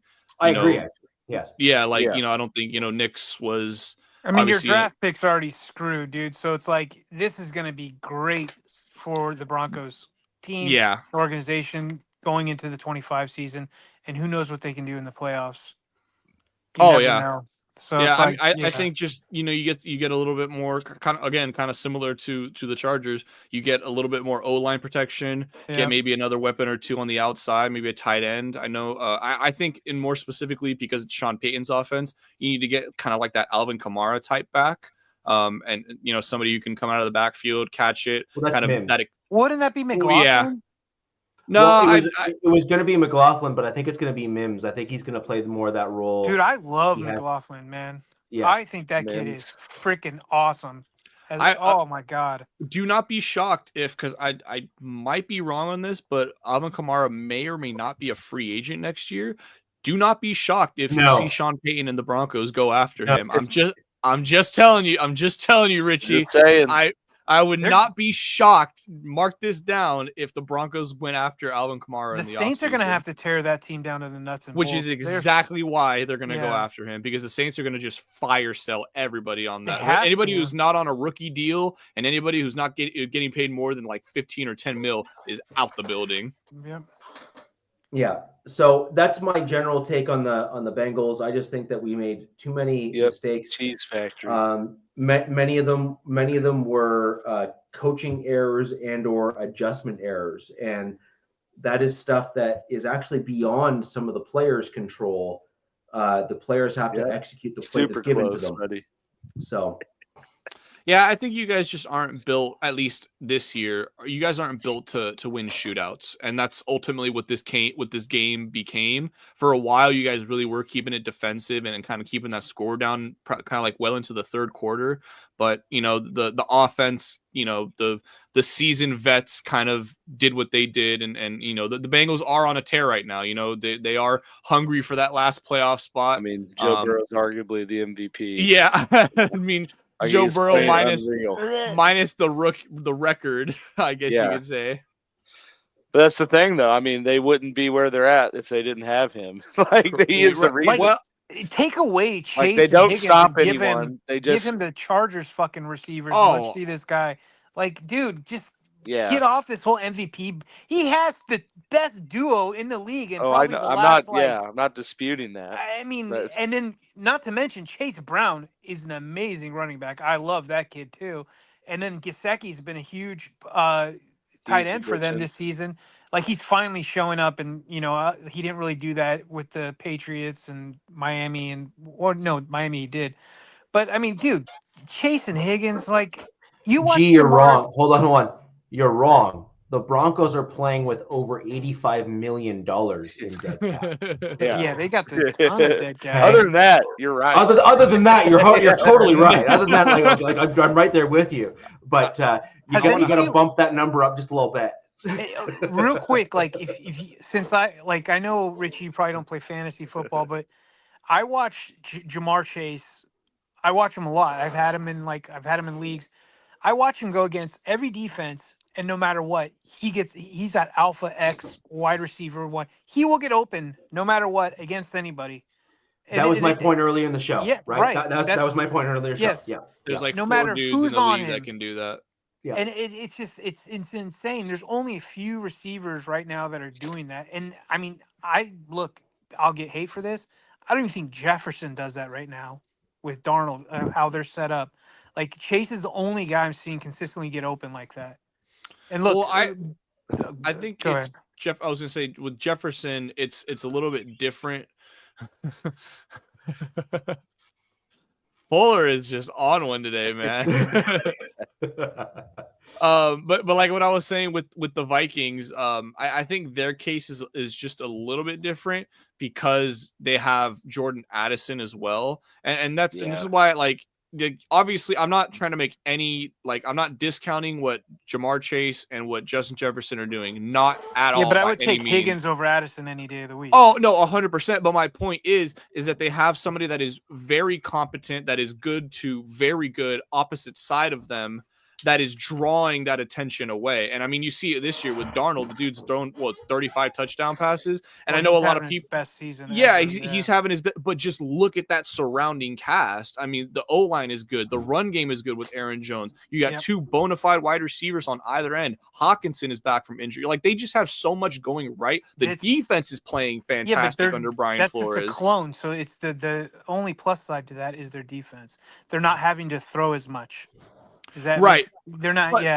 But look at who they have throwing. They don't need to throw as much. And look at, they got some guy that was considered a bust. Cast off. Sam, that's, you go to New York Jets. Look what happens.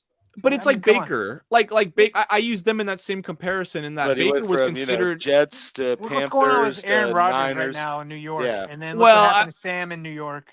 Right. And I'm not trying to use this as like the best thing for Sam Darnold, believe it or not, was him spending that year in San Francisco. Yes. I completely agree. Oh my God. And this is why I say, like, going San back to my Francisco point would probably earlier, be in the playoffs if they had Sam Darnold in my 100%. Well, they also had a ton of other stuff happen in the off season and injury. Like, they had a lot going wrong with them for this year. But go ahead. Sorry. I was gonna say, besides that, I lost it. Go ahead. Well, I think that's what makes, we were talking about way earlier in the show about JJ McCarthy being a potential game piece, because Sam's probably going to be that guy from Minnesota. And it's like, I think it's crazy that the Lions are having, like, historically their best season, and the Vikings are right with them, just messing around with Sam Darnold. You know, you saw that meme. You saw that meme too. But I low key feel bad for the Lions, because their defense is like decimated. All their top guys are. I know. But that's a guy that I like. Earmuffs Raiders fans, like, I could see them saying, you know what, we've got a good core of guys here. Let's offer some huge stuff to get Max to come to Detroit.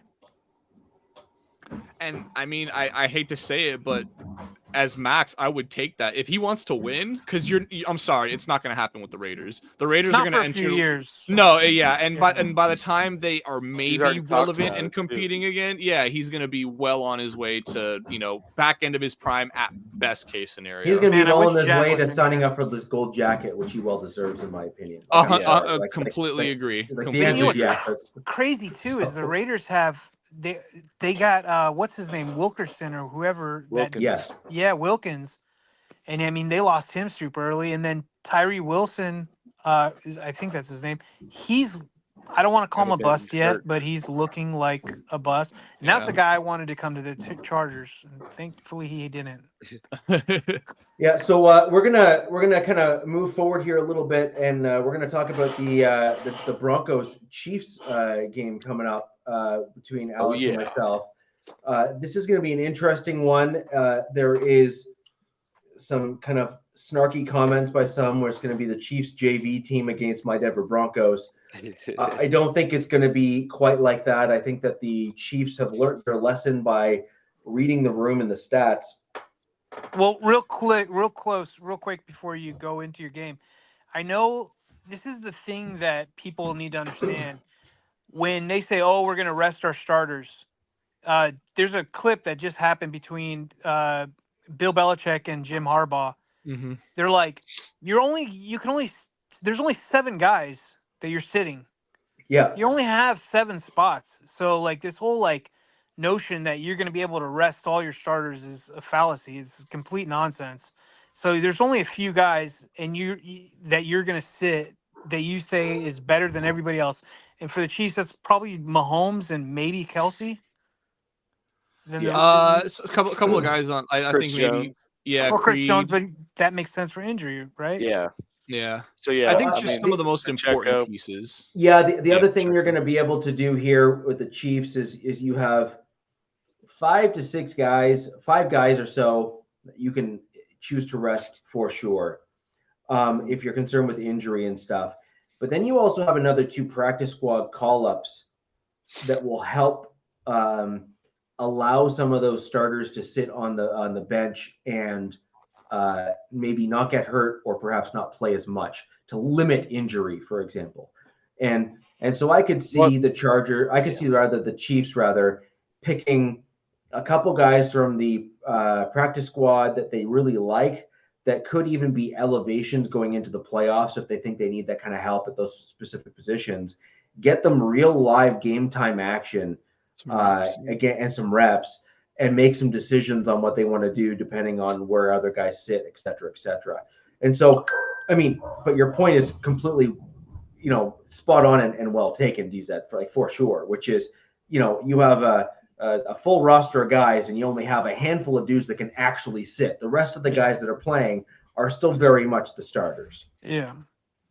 Yeah, I think with this whole, because, the argument becomes rest versus rust and how much rest is too much. And, can that negatively impact a team going into the playoffs, having that much time off in between games? I think with a team like the Chiefs, you don't really put that into consideration just because of how well ran they are, how well coached they are.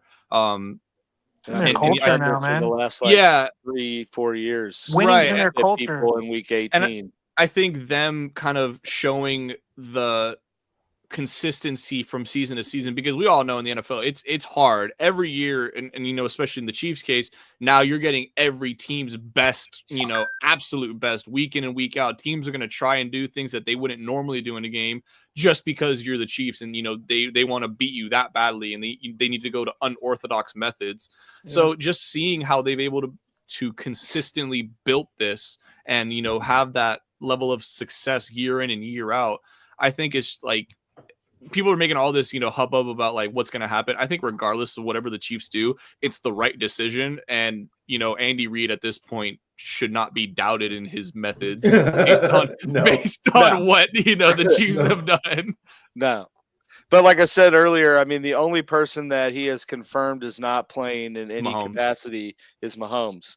And that is the only one that makes sense. I think the only other people that might not play in any shape would be Pacheco, Chris Jones, and Jawan Taylor, only because those are the three Kelsey? That I think Kelsey plays a little bit. I think outside of Mahomes and probably those guys who didn't practice today, and I think would just be obvious not plays from the fact that they're dealing with an injury, and you rather them be healthy in the playoffs than in the next game rather than this game. But I think that outside of that, everyone else is at least starting the game. Alex, is it fair to say that Pacheco doesn't look 100 still?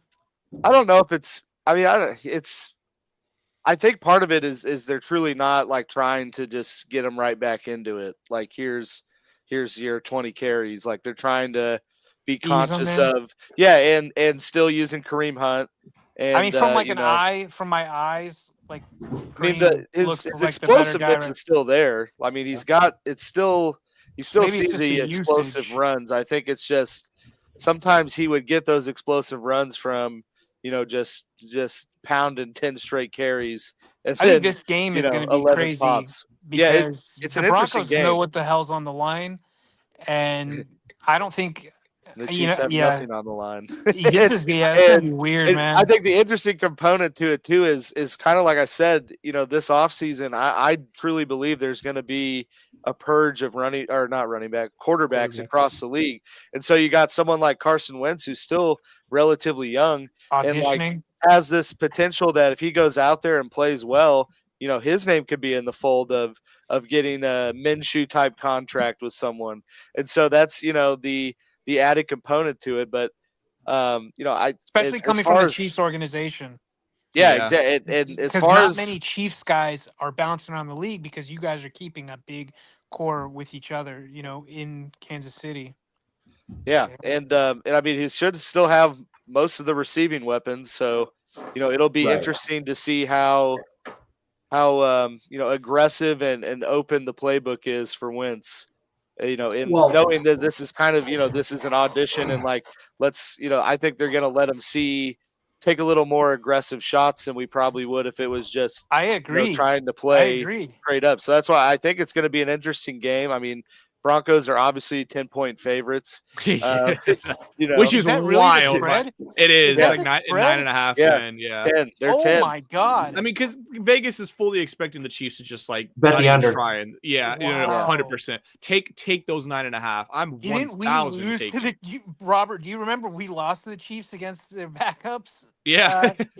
No. We almost lost. I thought we lost. Well, Randy Bullock missed a field goal in regulation to end the game. We in overtime we got stuffed on a fake punt, and they somehow ruled us that we fumbled on the fake punt, even though we'd crossed the first down marker, and they ruled us down, and we kicked a field goal to walk that game off. But I remember that game. Yes. We struggled all game. Was that Qualcomm? Dude? Yes, that was Qualcomm. Yeah. So I actually am not overly confident coming into this game with my Denver Broncos. I think that the Chiefs are a well-run organization. I think that the Broncos, while we looked like we should have won in that first game against the Chiefs, ultimately we did not. And I believe we didn't for the same reasons why I think we're going to struggle in this game too. One, the team is way more banged up. As much as I do agree that I think we have some great defensive pieces, I think it's a good start, not a good way to we're not there yet. Like we have great pieces, but we need to build on that for next year. Mm-hmm. Pat Surtain is kind of banged up. He's certainly not 100%, but he's going to play. So he's going to not be able to be his normal self, and that is going to be problematic for us. We saw some issues with him against the Bengals, and that was for that reason as well. Riley Moss is banged up, although he's healthy. He obviously had some choice words, which were quite funny, and I have to give him some credit for that quote. But, good for him for owning his mistakes. But at the end of the day, he's still not 100%. He's still kind of coming back from his injury, and that needs to be factored in as well. And then for whatever reason, my team just isn't putting the right guy on the field at running back consistently. They're not running with the hot hand. They're insisting on moving running backs around and shifting them, throughout the game, rather than running a dude and getting a hot hand going and then kind of, owning the game, which is what most coaches like to do. If you have a running back that's killing it, don't remove him from the field. You have him keep going and have him do what he's doing best, right? And then the other issue is the Chiefs have a very deep defensive line. Mm-hmm. Even without Chris Jones. Even without Chris Jones. Yeah, no Chris Jones against Pittsburgh, and they were getting after. Yeah, they were getting after Russ. So that's the other component too. Is the only person that's been talked about not playing on the defensive side of the ball is Chris Jones, and you can't deny that their defense has been playing that very opportunistic football lately. Right. And so when I'm looking at the Denver Broncos offensive line, like we saw against the Bengals, we didn't really capitalize on their mistakes. We didn't, maximize our opportunities per se. I kind of see more of the same, unfortunately. I just think that we're not. I've been saying for a very long time on this podcast, my Denver Broncos need an offensive center. We need a guard to replace Powers because while he's decent at pass blocking, he is not run blocking particularly well. And McGlinchey is like hot and cold like you wouldn't believe. Some place he kills it in run blocking, and some place you start wondering why he's even getting paid to be in the NFL. He gets slaughtered. And so that's a huge issue. Like, it's just a huge issue. You can't succeed at the NFL with that level of inconsistency. And the Kansas City Chiefs have too good of a defensive line, even without Chris Jones, for you to have those types of quirks and qualms and issues. And as I have been on record saying, and I will at least remain consistent, if but nothing else, if you can get to the quarterback with just that front, just your defensive front, without having to rush many more than that to get to the quarterback, that opposing quarterback is in for a very, very long evening as a result. And, you look no further than Super Bowl 50 defense for my Denver Broncos. You're able to rush 4 and basically, 1 every 4 plays or 3 plays get a sack or a knockdown, which is what the Super Bowl 50 defense was like. That's problematic for the opposing quarterback.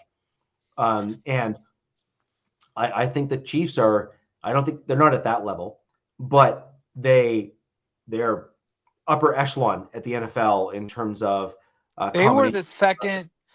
They allowed the second least amount of points in the league this season, and obviously the Chargers are number one. But there's a thing inflated. That it's inflated because you got to look at who the Chiefs played compared to who the Chargers played. Right. So that is that is way a little more impressive what the Chiefs have done with that defense. And the thing is about what the Chiefs defense is, I could be totally off base here, but off the top of my head, none of those guys have individual gaudy stats. They play as a unit. They are very. No, not really. Are you agreeing or disagreeing? No, I'm saying I'm agreeing. They play as a cohesive unit. They're very. Sound. We are all in violent agreement. Yeah, that's why. That's why it's hard for me to pick a favorite player off of their defense. And I was gonna say like one of my favorite players right now is Allen on the Broncos, on the D line. That guy is a freaking beast animal. He is low key one of the best D tackles in the entire league. Oh my God! Not even close. I've been watching him play and I'm like, this guy is freaking nuts, dude. He's fantastic. I love watching him. And when you watch the Chiefs, it's like you don't see one guy stick out. Yeah, Chris Jones, sure, he sticks out, but that whole unit, man, just it's like a freaking blob. That's what it is, and it suffocates you. But anyways, Karlaftis is leading the team with 8 sacks, which is respectable. So that's good, but that's not the like Broncos God, D right? line. To our credit, has been very good at getting to the quarterback. No, yes. Very good at getting to the quarterback. Broncos have a really good D line, yeah. But the problem that we've actually had is we haven't had a ton of tackle for loss.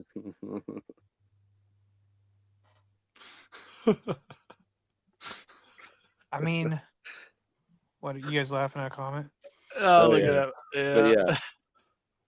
New year, same polar night. Yeah. Is he watching this on? What is he watching this on? Twitch. Yeah. Okay. That's why he keeps talking about watching girls. Yeah. MHRT has a strong Twitch presence over there. I appreciate all you watching over on Twitch. That's amazing. I did make a buzzed chat on MHRT network after a game against the Broncos. I was like, but I said I was being cool. I was like, man, I thought you guys had this goddamn game, but oof. Anyways.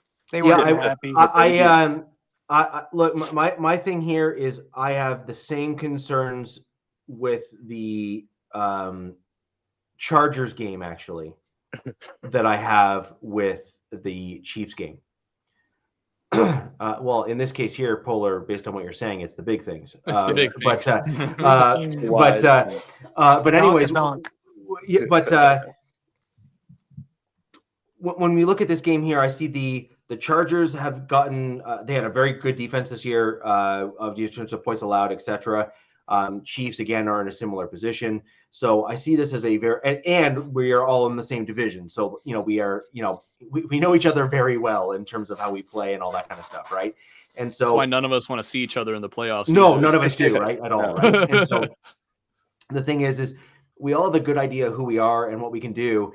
And we all know very well what we can do. And frankly, the Chiefs, the Broncos, inclusive for now, and the Chargers, in my opinion, are all capable of doing some damage in the playoffs once we get there, if we get there. Fingers crossed, man. I do actually have this as a Broncos loss, although I think that can turn around if the Broncos are able to overcome the issues of the last, we'll say, 4 or 5 games. And I'll list off what the 3 things that I need to see change in order to win. But given history, I'm not willing to bet in favor of beating the Chiefs just because I haven't seen us particularly kill it with, correcting these issues, particularly in the last 3 games. So number 1, we have not made in the game or mid-game defensive adjustments.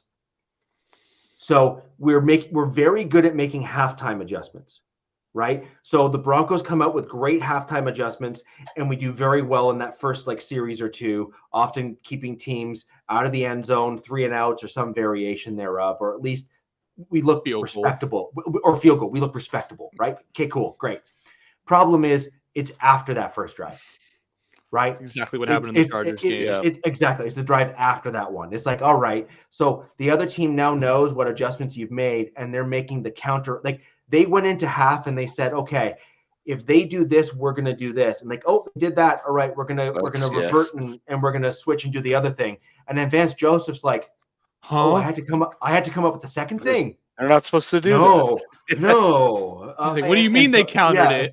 Yeah, exactly. It's like, I am the chess master. They should never understand what I'm doing. It's like, dude, they have you figured out. They get paid too. And so anyways, that seems to be the and by the way, that was his main issue when he was the Broncos head coach as well. Halftime adjustment, no counter punches available after. It's still crazy to me that he is back coaching with them. As a coordinator. Right? Really bizarre. Like just like you guys canned me 3-4 years ago, whatever, right before Hackett, and here I am again. Yeah. I mean, Broncos. I think he's a really good D coordinator. I get what Richie's saying, but Richie pisses vinegar 24/7 on his team. So yeah, I think Vance's defense is pretty damn stout, man. And they're gonna get better. They're gonna dude. Yeah, it gave us. It's like we played them. We had to give it our all, to win. Like you guys had to shoot yourselves in the foot. So. I think also that defense, especially now in the NFL, it used to be you need to have, it still kind of is, but now because it's so pass heavy, instead of having that bona fide stud pass rusher, having that shut down, lockdown, doesn't matter who's going over on his side corner, that is just going to wrap up a wide receiver one is so important. It's also why the Chiefs are so damn good, is because they have that lockdown corner and that pass rushing D lineman presence. So it's just obviously it makes sense why they have one of the best defenses in the league. And our old boy Drew Tranquill over there is really good linebacker for him. Him and Kaiser White, man, the two linebackers I wish we would have never let go, but it is what it is. What can you do? Yeah, Drew Tranquill is just like the prototypical linebacker for Steve Spagg's system. He's though. Just he likes those collar dude, tweener, athletic. Yep. Not like not a whole tackler, but like a sideline to sideline guy, and you could because they put him in coverage on people, and it's. What other linebackers can you get that can do that? Not many. That was Drew's strength, was his his safety coverage, in college. Well, that's why we were kind of happy that we got. Now, we didn't know. A lot of people were stoked on Deion Henley, and I was very skeptical of him coming in, but he was that safety converted into linebacker, and he's wasn't he receiver too at one point. Yeah, at one point. But I mean, he's a freaking stud, and I'm always like, God, if he gets hurt, we're screwed because. None of our other linebackers can do, Troy Dye, Denzel Perriman. Colson, who was my favorite pick of our draft, has had a very rough rookie season and does not look good right now at all, which is upsetting. But I think next year will be better because he had that appendectomy. Put a lot on his plate too. Yeah. I think just green dot him and everything. Right. Yeah. So I just want to be mindful of Alex here. He does have to boogie shortly, and I do as well. I also too. He said we'll have to boogie because he did win our inaugural season of the show's league. That's right. He has to accept his winnings. Yeah. So just real quick, I'll go very fast, rapid fire through the other two. The other one is Sean Payton is I don't know if it's intentional or unintentionally swapping out running backs even when they're doing well. So we had Audric Estime run for 6.7 average yards a rush against the Bengals and regularly get removed from the running back role and not just get left in. To me, that doesn't make any sense. You should be running the hot hand until it doesn't make sense and then going into rotation until you can get another guy going in some kind of rhythm, especially when Estime is big enough to pass pro. It just doesn't make sense to do that sort of thing and have that kind of shoot yourself in the foot, if you will. And then lastly, we are overcompensating in some regards, A versus B. So Sean Payton is almost running because he wants to run, because he realizes that he hasn't, and not throwing the ball in certain spots, or allowing Bo Nix to make the decision to throw the ball at the line of scrimmage. It just seems that we're being overly cautious with our rookie quarterback when I think he's shown that he is capable and able. I think so as well. Yeah, You have a, I sorry, don't I was understand why he does that, but that I always figured that was just a Sean Payton thing. Like, he's just so excited to have all these dudes, and he's like, "Yeah, I want to use them all, man." I'm telling you, it's him looking for his Kamara. He's looking at all these guys, and he's like, "Which one of you is going to take over that role of bell cow back Kamara, that can?" Well, I know, but that's his. The style of offense that Peyton is trying to run is involving that Kamara because he loves the short game. It would have been like estimate McLaughlin only, just the one. I agree. I agree, but maybe he's not seeing something in them that maybe we're all seeing, or maybe we're blind and we're not seeing something. But clearly, none of these. My point here is, Robert, a first down, you only need 10 yards, and if your running back is getting 6.7 of those yards, averaging per carry. True. I'm going to say that a 2nd and 3 and change is pretty fracking good. Is estimate averaging 6.7? No, in that game against the Bengals, he averaged 6.7 a carry. Oh my god! Wow. He had was it 9 carries or 10 carries for like 67 or 68 yards or something like that. And so it's like, okay, like if you got like that many carries for that many yards. The short answer should be give him more. Yeah, feed him. Like just give him more, right? Yeah. Like it's what Reed does with Pacheco, right? Like Pacheco gets more and more carries as he's starting to eat the other team alive, and Andy Reid's no dummy, and that's why the Chiefs are basically on their way to potentially win a Super Bowl, right? But anyway, that's where my concerns are in this game. I truly believe that the Broncos will be competitive. I see this as like a 3-point game or something to that effect. But if the Broncos cannot overcome those 3 things, I see this as a 3-point loss. Final score? I'm going to say I think this would be a slightly higher scoring game than we otherwise would normally have for a divisional game. I see this as something like a 31-27 sort of game. Where's the game at? In Denver. Okay, so the whole country is gonna apparently the U.S. is gonna be like the little sister to the Arctic Circle coming up this week. So I'm like, it's gonna be these games are just gonna be super cold. I gotta freezing. Yeah. I don't know. I think the Broncos ultimately win because I mean the Chiefs have nothing to play for, and I think come the second half you'll see a lot of the bigger name guys not even out there.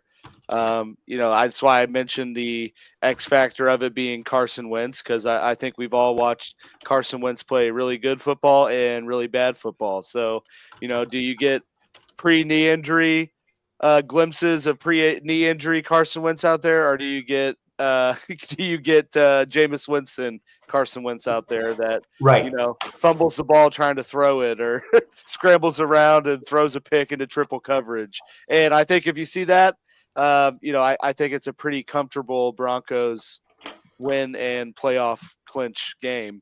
But otherwise, I'm kind of with you that I think it is going to be a competitive, close game at the end of the line, but I see the Broncos winning. I agree with Alex. I agree. I think that you're going to see them starting to pull back guys. You're like, all right, you're done, dude. Come on. And then I think the Broncos just take over in the 4th or something, win by a touchdown or something. Yeah, I think the Broncos this game's going to come down to, are they going to be able to pull away early enough to where the Chiefs kind of just be like, all right, no, don't want to risk nothing, because and we've known that the Chiefs do that. Exactly. Yeah. And so I think that would be the way they win this game. I think if it's like a close game, you're in the 4th quarter and you've let the Chiefs backups kind of hang around, they're going to kind of look at themselves and be like, hey guys, we can go win this game. We can go keep a division rival out of the playoffs. Like their Chiefs are going to be playing motivated. That's for sure. Oh yeah, that's a good point. That's a good point. I mean, we'll see what can happen, but I do have the Broncos ultimately winning this game. I think it's going to be a fairly convincing win, just because, like I said, backups. I'm gonna say the Broncos win this one like 28 to like 17, something like that. Not like a blowout, but a convincing win. Cool. So, how worried should the Broncos fans be about the future of Sean Payton and Vance Joseph? Sean Payton, not so much. I think Sean Payton is missing pieces for his team, and I believe that he has already laid out a 3 or 4 year plan, which is why he got paid what he did. Yeah. Vance Joseph, I think, is a slightly different story. I think Vance Joseph had a very good-looking defense that overperformed, and I think that he may well end up getting moved back into a head coaching position for his second time this offseason, which is possible.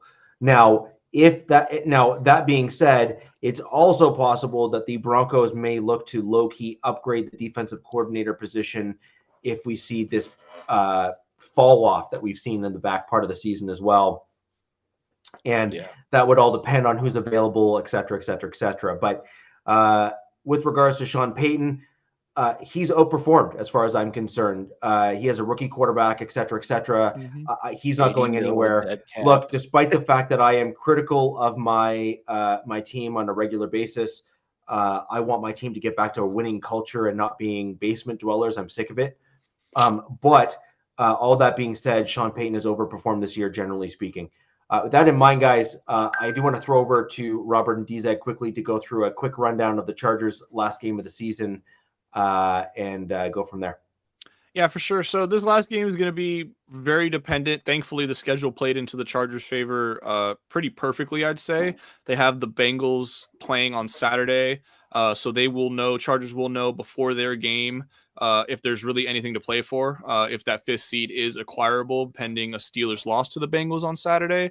I do see Harbaugh coming out and trying his hardest to win that game. But ultimately, if the Steelers, prevail and kind of keep that momentum they've had over the Bengals, I see no reason for him to play his starters against the Raiders. It's going to be a rest week for sure. And a lot of the guys need it. A lot of the guys on this team, we just got JK back from IR last week against the Patriots, and he looked pretty solid. He had like 19 carries for 76 yards, like a perfect 4 yards per carry.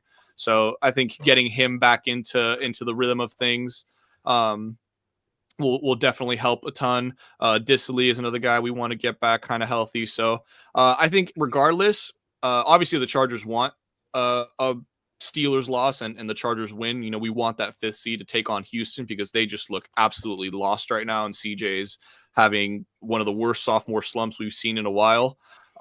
So I'll give 2 final scores just for the 2 given situations. If the Steelers do find a way to lose that game and the Bengals are able to overcome them, I have the Chargers winning pretty convincingly. I'll say like 27 to 13. But if they really don't have anything to play for, I do see the Raiders winning this game. They've found like this late season resurgence somewhat, going on like a 2-game winning streak when it absolutely doesn't matter. Yeah. Antonio Pierce is channeling his inner Lovie Smith and just going up middle fingers to the organization saying, screw your draft pick. So I do think they will, if the Steelers win, I do think the Raiders backups will beat our backups. I'll say 20 to 16, some kind of weird score like that. I think I could see a low score like that for sure. I could see like a lower scoring game. Like if you're resting starters and that kind of stuff, I still think your to our point earlier in the game, you can only rest so many. Correct. So, right. Yep. And so you still have a one of the best kind of scoring differentials in terms of, so I totally see something like that happening for sure. I agree with everything Robert said. Keep in mind also this Chargers team hasn't had a bye week since week 5. So the earliest you could have one. Yep. Yeah, this team is tired. Like I can see Khalil Mack getting a game off. I can see Osa, Irwin. Yep. I mean, the older vets. Harbaugh is kind of a sicko, lad, and he wants to get to that 11th win, which he does. which I'm all for. I'm all for it. Nightmares about Staley with Mike Williams.